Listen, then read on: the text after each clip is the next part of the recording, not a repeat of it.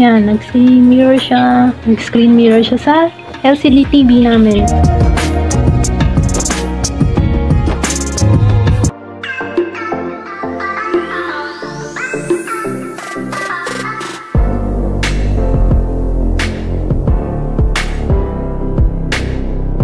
Hey, what's up guys? Welcome back to my YouTube channel and welcome if you're new. So, sino sa inyo yung mga bored na sa bahay, yung mga gustong manood ng Netflix, YouTube, kaya yung nanonood ng K-drama, o yung mahilig din ako sa K-drama. Tapos, nangangalay na kayo sa paghawak sa cellphone, yun doon sa big screen, flat screen TV, gusto nyo diba? So, ngayon, on today's video, mag-unbox tayo ng aking binili sa Lazada na Chromecast. At dito sa video na to, tuturuan ko rin kayo kung paano mag-setup ng cast sa inyong normal na LCD TV.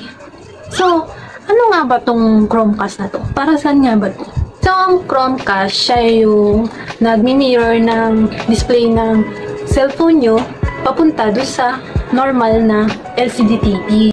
So, magiging smart TV na yung TV. Doon na kayo makakanood ng Netflix, YouTube, mga K-drama, kung ano yung nasa cellphone nyo, yung makikita nyo sa cellphone nyo, yun din yung nakikita nyo sa LCD TV nyo, yung normal na LCD TV. So yun, mag-unboxing na tayo. Diba, excited na ako. Buksan na natin. Ito ang aking Chromecast. Chromecast. Ano ba ba? Buhay. Ano ba ba? Ano ba ba?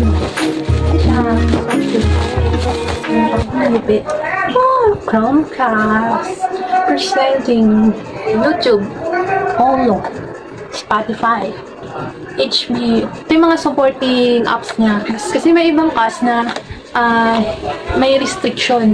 May iba na hindi pwede yung YouTube or yung Netflix dun sa cast na iba.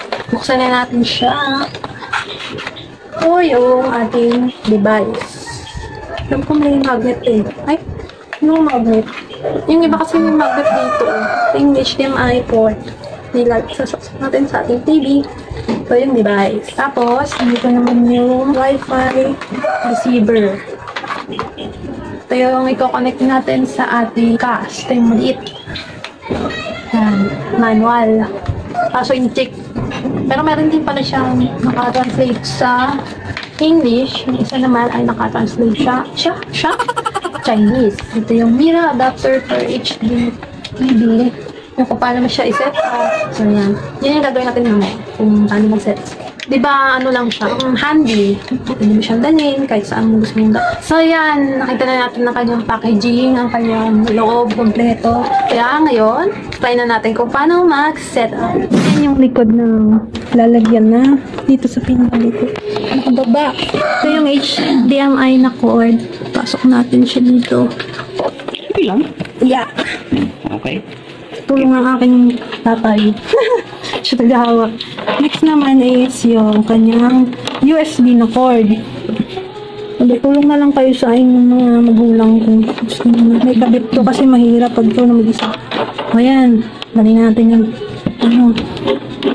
balik na natin yung TV. Ito yung Wi-Fi receiver. Okay, nasa likod na siya. Sana natin ang TV. Okay, nakabukas na yung ating TV. Input natin. Palitan natin ng HDMI 1. Tapos wait natin. Ayan. Connection na pwede sa Android at pwede rin sa iPhone. Sabi, open daw yung Wi-Fi. Connect tayo kay SP-A2A6C1. Password niya ay 1234567 Okay, try natin. Okay, try natin yung PLDT natin Wi-Fi. Ito. Password. Ngayon, connected na tayo. Okay, next naman, kailangan natin mag-download na dahil wala tayong Wi-Fi display sa ating settings. Ito yung mag-download sa Google Play Store ng apps na kahit anong screen mirroring. Then, screen apps. Ayan. Screen mirroring.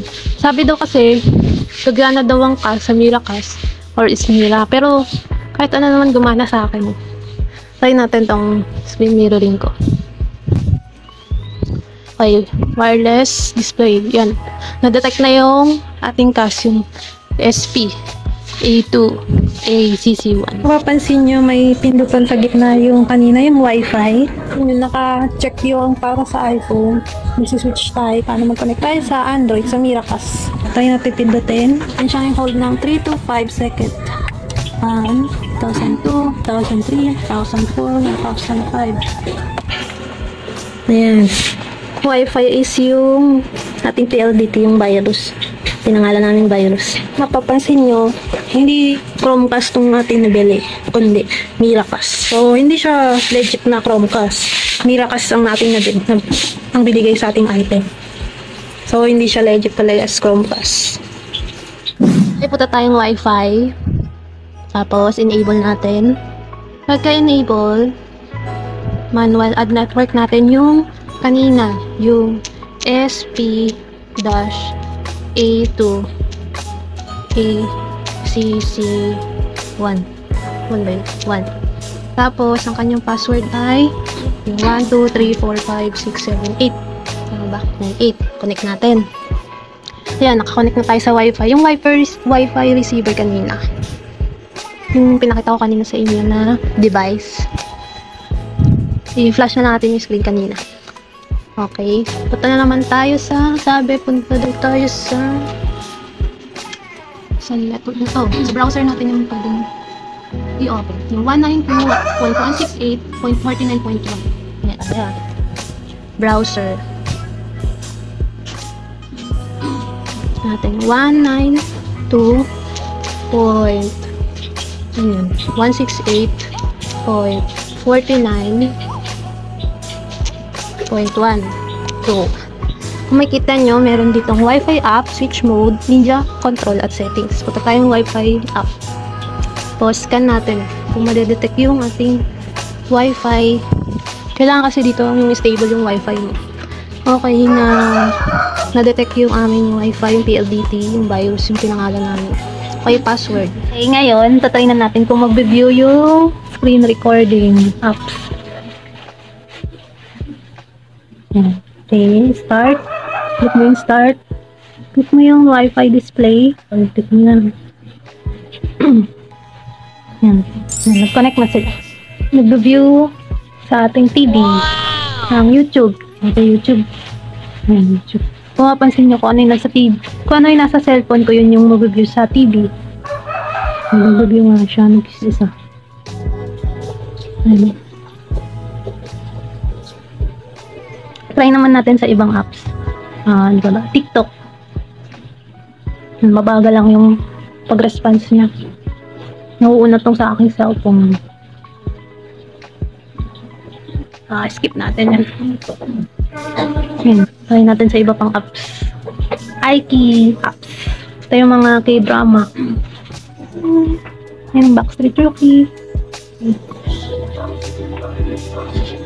Kung ano yung nasa inyong cellphone, yun din yung nasa TV. Yan, okay. iKey. Check. Netflix naman. Try natin ito. Yung pinakamalagay. Netflix. Yan. Try natin ito. Yun lang. Hindi nag-view yung sa Netflix.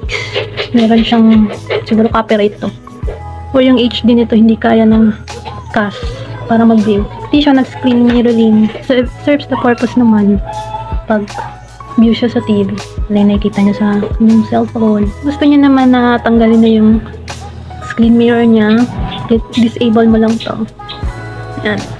Tapos nawala na yung kanyang screen mirror. Hindi siya nag-screen mirror. So, ayan, na-setup na natin ng ating Chromecast na kapos-tweet. Kasi magkaiba yung setting na na-search ko. Yung setup na na-search ko, saka yung setup na nabili ko dito. Magkaiba sila.